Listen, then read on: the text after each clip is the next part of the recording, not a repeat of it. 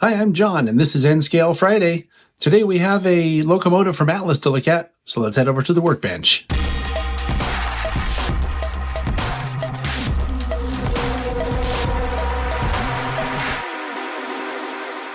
All right, so here's what we're looking at today. This is an Alco RS2 locomotive. It's N-Scale, as you know, because this is N-Scale Friday. And this one's decorated for Union Pacific. Now, Atlas makes these in both decorated and undecorated versions in both DC or TCC.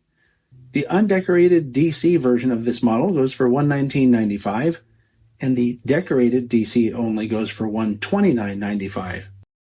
The undecorated DCC version goes for $159.95, or if you want to have a decorated one, those go for $169.95. These are MSRPs, and if you search around, you'll find it for less. That's up to you. But this is what the manufacturer's suggested retail pricing is on these. The model comes packed with warranty information as well as the exploded view diagram. Now, they have a whole bunch of different road names and road numbers available on their website. So your best bet would be to go to the website and see if they have what you're looking for. Taking a look at the paint on this model, all the lines are really crisp, and the base coat of yellow covers very well. I don't see any gaps or voids anywhere. The Union Pacific writing and the Serves All the West slogan there on the side of the cab, also very crisp. The molded detail on the model looks really good as well, which makes me think that the yellow paint is applied pretty thinly. And then if you look at it, you can see that the trucks have a fair amount of detail in them as well. Looking at this close-up of the front, you can see that all the grabs are molded. Of course, the handrails are separately applied, and they're pretty convincing. There's also a separately applied brake wheel here. The fireman side has the same kind of detail, but I wanted to point out that this is different here. This railing that goes up to where the door is does not exist on the engineer's side of the model.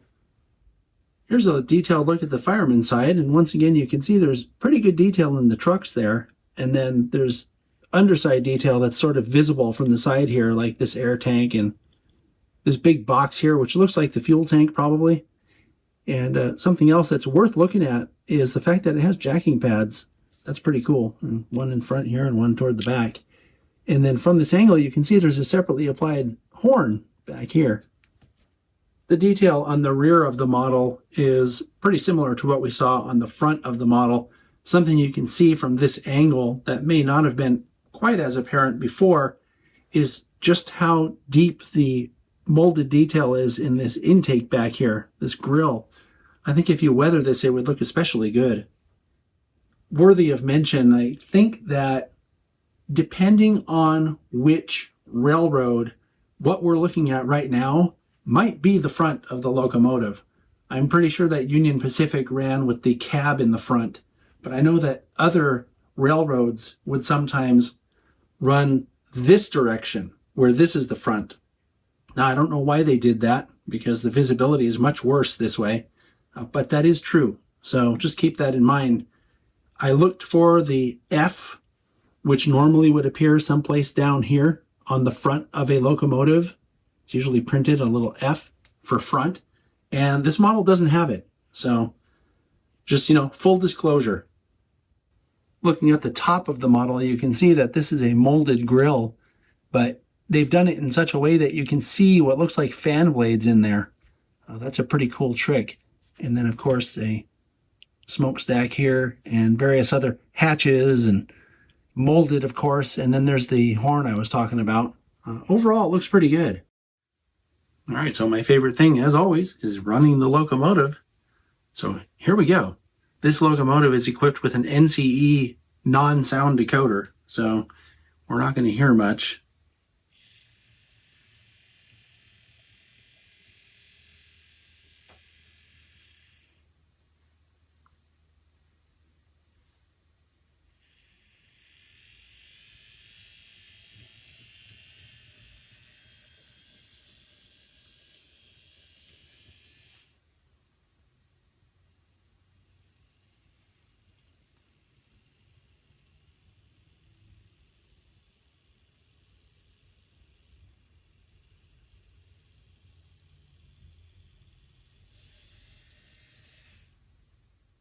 The lights are golden white LEDs, and they're directional.